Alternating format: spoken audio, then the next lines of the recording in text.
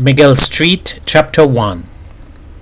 On New Year's Day 1939, while Trinidadians who had money or hopes of winning money were attending the races in the Queen's Park Savannah, Port of Spain, a number of Jewish refugees fleeing Nazi persecution in Europe landed on the island.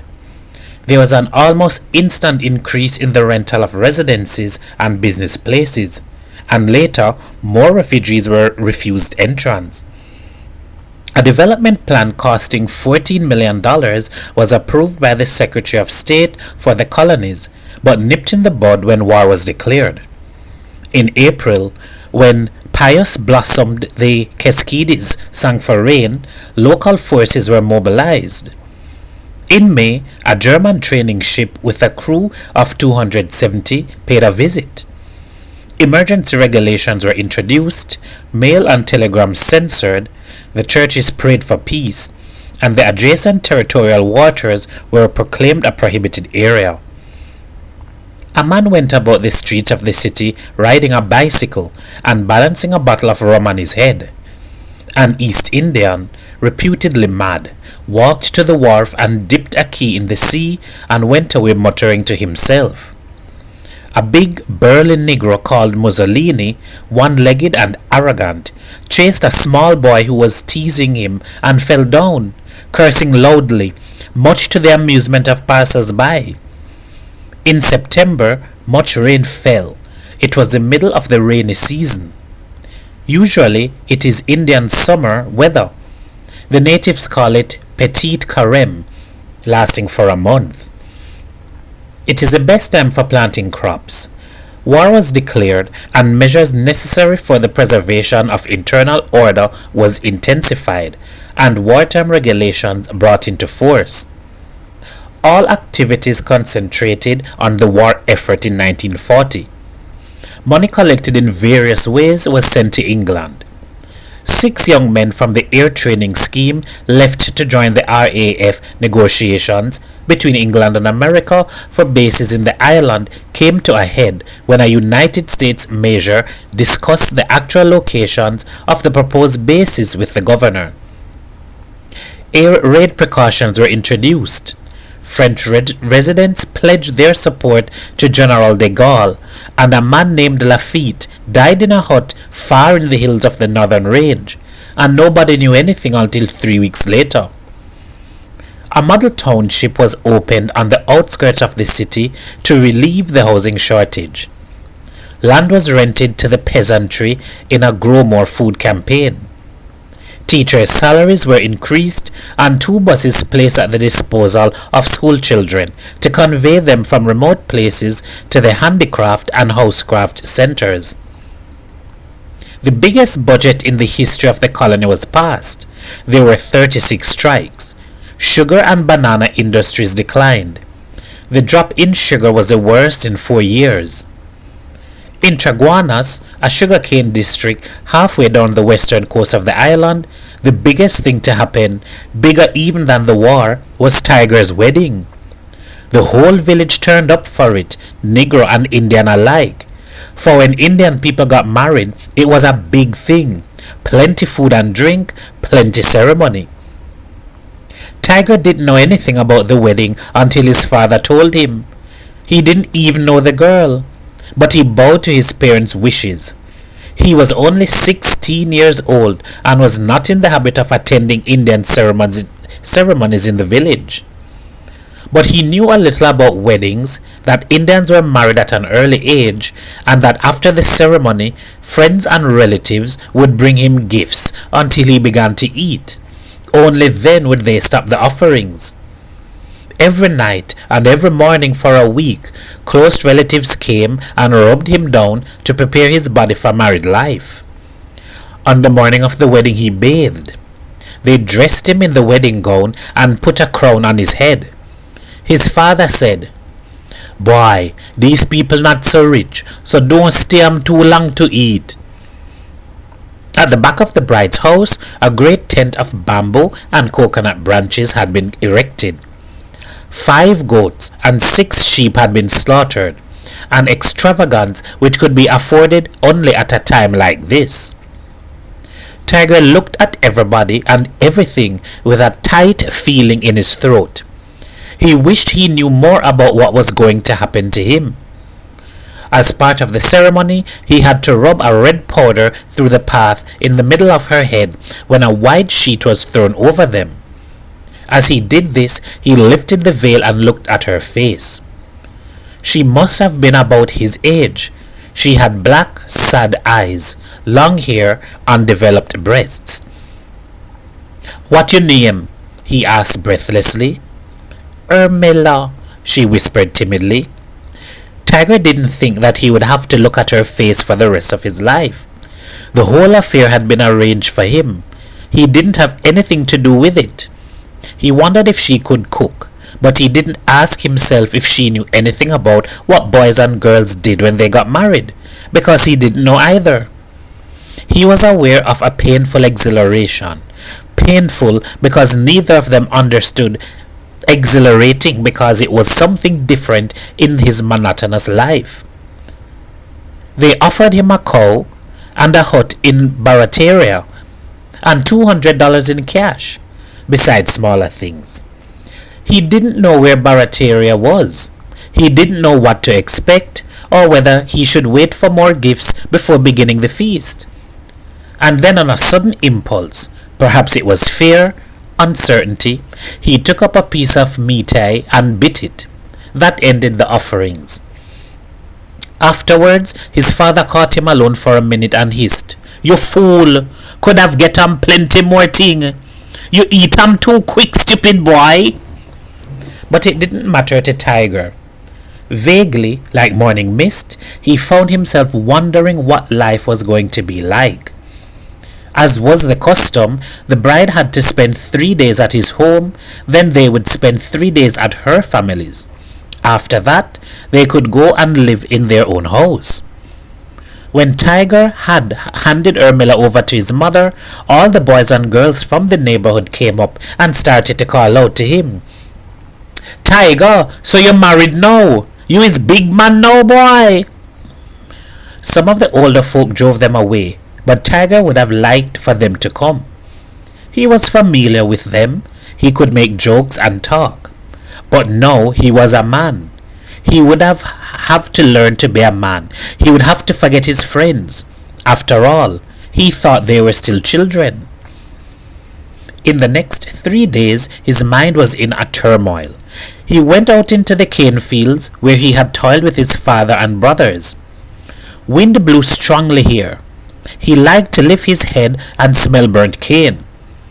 What had life been for him? Days in the fields, evenings playing with the other children, roti and aloo in the night. Sometimes they sang songs. His father had a drum, and when it was Saturday night, the neighbors came and they drank and sang. And now all that was gone. He felt a tremendous responsibility falling on his shoulders. He tried not to think about it. The third day, his mind was in a riotous fever. He sat in the yard under a mango tree with Ramlal, an old Indian who often consoled him when he was beaten by his father or mother. "What I must do?" he asked Ramlal, and Ramlal laughed. "Is how you mean, boy?" "I mean, I don't know what to do when I go with the girl." "What, boy? Never scream out your bap and my when they're sleeping in the night? Never see 'em them?" "Yes, but..." "Well, that self. You do 'em same thing. You get 'em house, which side Barataria, get 'em land, cow. Well, you go live that side. Have 'em plenty boy child. Girl child no good. Only bring trouble on your head. You live that side. Plant 'em garden. Live good." In those few words, Ramlal summed up things for Tiger. But he didn't feel any sexual excitement at the thought of being alone with Ermila. Even when he had looked at her face under the perdab, the white sheet thrown over them, for to him everything was a whirling, swift event in which he was told to do this and do that, and he obeyed. The last 3 days at Ermila's parents, he was glad for his putting off of the unknown, this stretching of the few days before the overwhelming river burst over its banks and swept him off his immature feet. The village of Barataria is situated about 4 miles east of the capital of Port of Spain. Most of it lay on the southern side of the eastern main road, until the war started and people began to look for places to live, the city being overcrowded with servicemen and job seekers. House owners in the city put a few sticks of furniture in their rooms and charged exorbitant rents for furnished apartments. Crafty men advertised themselves as house agents who could get you a house for a small fee. Once involved, it was a matter of paying small amounts from time to time, and when at last you saw the house, you either didn't like it or had to pay a year's rent in advance. One Negro British Guyanese did so well that he opened an office and advertised widely. In 3 months' time, he had a staff of 3 and was extending business to cover second-hand miscellany. In 6 months, he had a car. By the time the government decided to put up a rent tribunal, he had built 2 houses and had $1,000 put away in the bank. The private estate that owned Barataria leased lots to enterprising house builders. In a short time, bungalows were going up, to be bought or rented before completion. Roads were laid out, starting a little north of the main road, to run through the village for about half a mile. The railroad connecting other districts to the capital ran parallel to the main road, about 100 yards south of it. Some of the roads crossed the railway lines. There were 10 running north to south. Then there were 13 running across these east to west.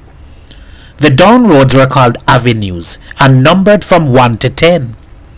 The cross ones were called streets and numbered from 1 to 13. The roads were built roughly with rocks and stones. If a taxi driver was asked to leave the main road and enter the village, he said, "Who, me? My car and them macadam and big stone? Not me, Papa." In the rainy season, puddles of water and mud made the village just like the Laventil swamp which bordered the western side of the area. The drains were never completely dry, as the land was level and drainage difficult. Mosquitoes bred by the thousands and frogs croaked the night away. Gardeners who had been living in Barataria before the house hunt started remained in the back streets, near 12th and 13th streets, still living in their thatched huts. Most of them were East Indians. The concrete bungalows near the railway and main road went to middle-class families of various nationalities. First man to put up a shop was a Chinese. It was at the corner of the 6th Street and 6th Avenue, about the busiest spot in the village. Another opened a laundry. At the corner of 6th Avenue and the main road, a good business spot because local trains halted there. Shops, groceries, parlors, sweet shops, barber saloons, and general trade opened up.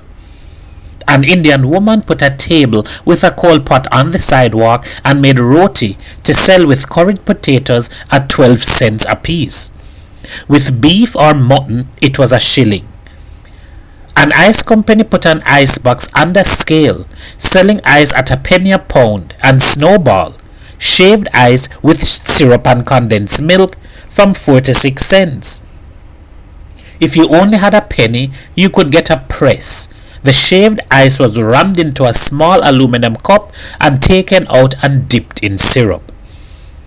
The main road streamed with traffic all day and night. Those who worked in the city could wait at the halt for a train or catch a bus or a taxi on the main road, arriving at their place of work in 10 or 15 minutes' time. The main road itself was wide and asphalted with sidewalks. Between 7th and 8th Avenue, a concrete bridge with iron rails spanned a small river.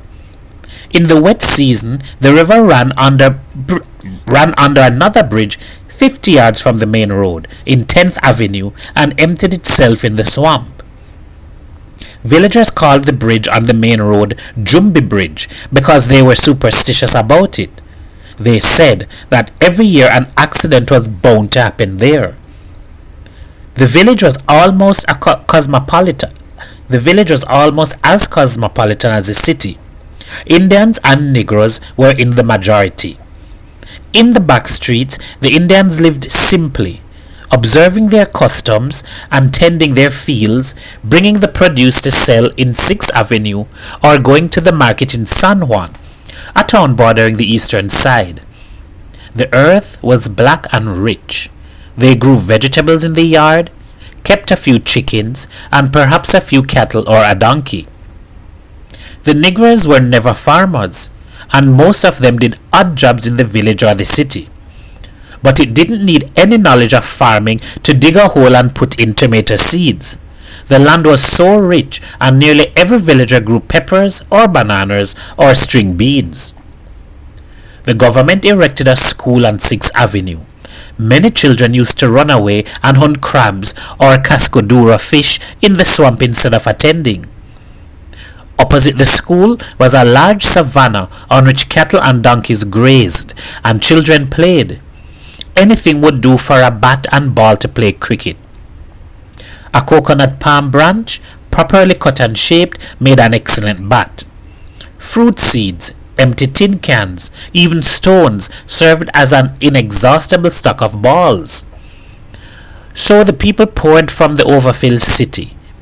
And though they grumbled at the mosquitoes and the stones in the streets on which they stumped their toes, others followed them, filling up the area, which was not even a mile long or half a mile wide. It was evening time when Tiger and Ermil arrived in Barataria. A cow moaned in a field. A radio was playing jazz music, jarring on the quietude. Across the level stretch of land on the border of the swamp, the sun sank splendidly in a pool of red saffron, deep purple, and the coconut trees behind the land, which Tiger was to rent later, cast long last shadows. Tiger lit a fire of green bush so that the smoke would drive away the mosquitoes. Then he milked the cow under the rose mango tree. Ermila watched him from the kitchen window. They had hardly exchanged any words since leaving Chaguanas. They had come to the hut and went about putting things away like two people who did not know each other. There were 2 chairs, a small table, and some cooking utensils. The hut was 1 room. The floor and walls were smooth mud. The roof was thatched with palm leaves. The kitchen was behind and separated from the hut. It was in fact a miniature of the hut, except that there was an earthen fireplace dug in the ground, and it was in a dilapidated condition, leaning to one side. When Ermila tried to lift the masala stone with which she would grind curry, she found it was too heavy. She turned shyly to her husband and asked him to lift it for her. It was the first time she had spoken directly to him. She swept the floor with a broom made from the stems of palm leaves, put wood in the fireplace, and went to catch water at the standpipe near the corner of the street. Later, they ate roti and bigan in silence. Tiger chewed slowly, tasting the food. At least she could cook, he told himself. After the meal, he sat on the floor with his legs drawn up under him.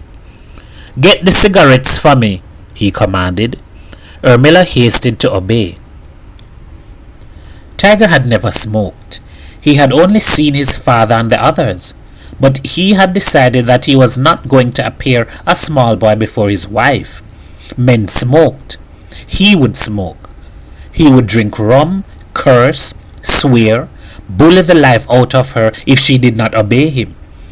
Hadn't he seen when his father did that? And didn't he know what to do when they went to bed? But he refused to think much about later in the bed. Unknowingness folded about him so he couldn't breathe. He was afraid. Ermila handed him the cigarettes and matches. He pulled one out of the pack, beat the end on the box of matches, and put it between his lips and lit it clumsily and inhaled. All this time, Ermila was fascinatedly looking at him, and when Tiger began to cough so that his eyes ran water, she knew. Ordinarily, she would not have dared to laugh, but her emotions were so tightly drawn, like ropes across her breasts, and she felt that if she laughed, the tautness would snap and set her free. It flashed in Tiger's mind that this was rudeness and that he should slap her into respect for him when she laughed. And then the humor of the situation broadened like a ring in a pond and pushed other thoughts out of its path. Tightness in Tiger went as he burst into a fit of laughter. They laughed until they felt less afraid of each other. The joke of the cigarette was just a starter. The rest of their laughter was to drown out uncertainty, the knowledge that they would do something soon which they had never done before. And after they laughed, for the first time the thought gave them a thrill. Ermila moved away uneasily. Tiger ground the cigarette in the ground. That night they slept separately on sugar bags spread on the floor. Tiger crept across the room and huddled up in the corner, afraid of his thoughts and wishing with all his heart that he could fall asleep. Ermila cried silently in the bags she had folded as a pillow. When Tiger got up in the morning, Ermila had already milked the cow and was kneading flour. "Good morning," she said shyly, not lifting her head. Tiger smiled, but he didn't answer. He went out in the yard and cut a toothbrush from the hibiscus fence. He chewed at the end of the stem and scrubbed his teeth with it when it frazzled out. He dipped a calabash full of water from the barrel at the side of the kitchen and dashed it on his face. The sun was halfway up in the sky. He decided that he had better begin to talk freely with his wife. That way she wouldn't know he was doubtful and fearful of the future. "Now, so, Ermila, what you doing home by you?" he asked when they sat on the floor to breakfast. Words came tumbling from the girl like water from a burst dam. "Oh, Tiger, I have plenty of work to do. Clean the house, cook, go out and graze the cattle." "Yes, girl, me too. Plenty things to do by my father's house. Every day I go in the fields and work. In the evening we play. All the boys and girls come and we play under the mango tree. I wish I was back home now." "But Tiger, we're married now. We can't go back to our father and mother house. We have to live here by ourselves." Tiger drank tea from a large enamel cup. "Yes, I know that. Don't think I don't know. You must remember, first thing is that I is the man of the house, and you have to obey me." Ermila said quickly, "Yes, Tiger." "Now, second thing," he said, "is to get land. We go grow crop and sell. Is San Juan where the estate office is? I going up there now and make arrangement. I don't know the exact spot, but I could always ask somebody." He caught a bus on the main road, and by then the sun was high in the sky, and the wind warm and constant. It was easy to find the office. Everybody in San Juan knew where it was. He signed a contract marking a big X for his name to rent 2 lots of land. He was worried about the negotiation. He wished his father or one of his uncles was there with him, but the thought made him ashamed. He was married, and he was a big man now. He might as well learn to do things without the assistance of other people. When he got back to Barataria, it was evening. He dropped off by the corner and seeing the rum shop open went in. The same spur which had made him smoke now tickled him to get drunk. Only men got drunk, not boys. He remembered once in Chaguanas his father was drinking in the rum shop, and he had to go and bring him some. When his father saw him, he said, "Oi, boy, come and take a little one. It go kill 'em all the germs in your belly." And he took a little one, urged by his father's companions, and the rum coursed down in his throat as if pitch oil had been soaked in his mouth and a match set to it. Then men had laughed loudly when tears began to spur in his eyes. He ordered a drink. The men in the rum shop, talking and laughing, looked at him briefly. He stood with the glass in his hand and looked around. Acutely conscious that they were not looking at him, he gulped the rum with an effort and chased it with a soda water. He wanted to buck up his courage and say something to show them he was a man, that he could swallow rum just as they did. But no one cared if Tiger was a man or not. Warmth travelled over his body. He went to a dirty table around which two young men were sitting.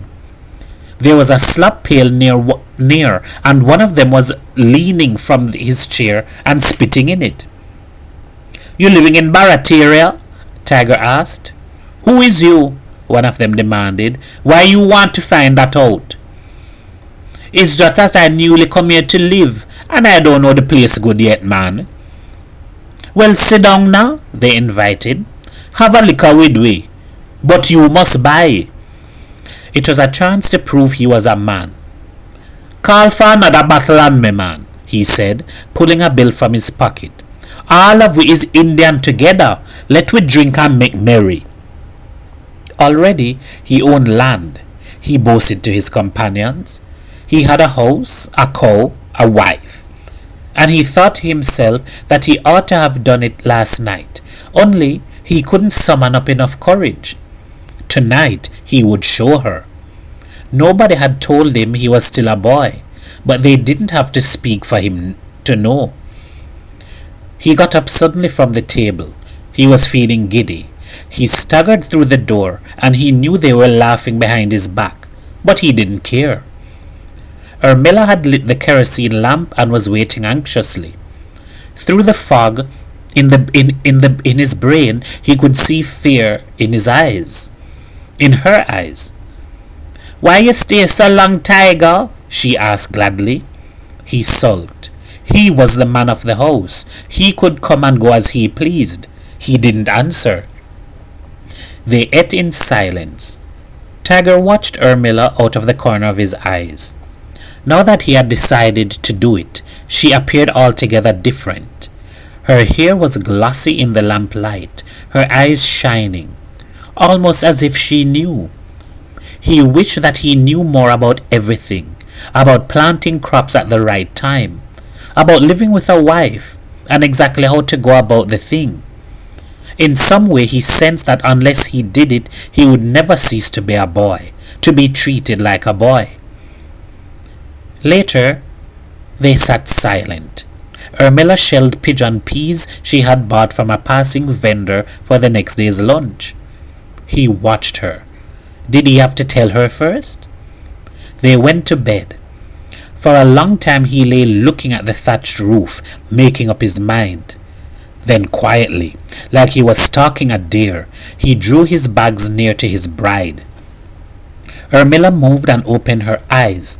She knew what was going to happen, and she tried not to be afraid. Her mother had said, "Betty, whatever happen, don't frighten. You is a woman now." It was the same thing with Ermila. She felt she had to prove herself a woman in front of Tiger. Young passion burst and swept them so they didn't know really what they were doing.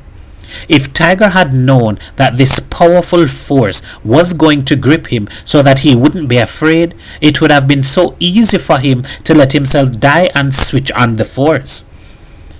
Because afterwards he was aware that he of his own accord had taken no part in this thing. A great desire for his wife had come over him, possessing his brain. Before they fell asleep in each other's arms, he told himself that the next time he would just die and let the power do its work. And the next morning they lay lazily on the bags on the floor, looking at each other with the wonder of the new knowledge. And they did it again. End of chapter 1.